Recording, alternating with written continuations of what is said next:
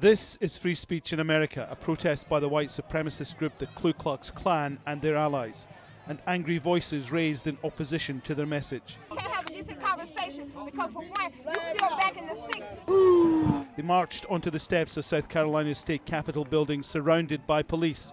They came to object to the removal of the Confederate battle flag from the state grounds, a flag seen by many as a divisive racist relic, and the flag waved by the man who shot 9 people dead in a church in the state just last month. For more than an hour they held their rally. Some stood silently, others shouted abuse at the crowd, which outnumbered them easily by 10 to 1. There were fights, there were skirmishes, there were arguments, I'll take this charge proudly, brother. and there were arrests. For the Ku Klux Klan, this was about heritage and freedom of speech, but they've spent most of their time on the steps of the State House here in Columbia, shouting at the people who've turned out in force to oppose them.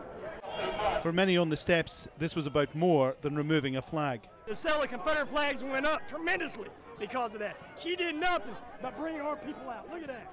They brought them out. What do you want to see happen? What I want to see happen? A white revolution.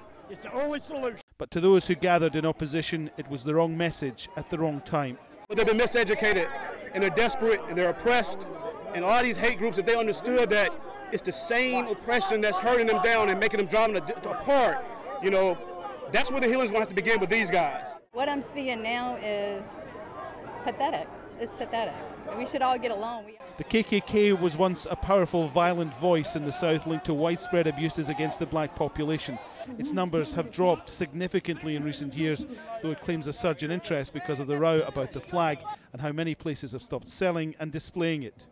The police escorted the KKK and their supporters from the Capitol grounds, their message delivered. Shame on you! But their angry voices drowned out by those who believe it's time the KKK should be like the flag they carry and consigned to history. Alan Fisher, Al Jazeera, Columbia, South Carolina.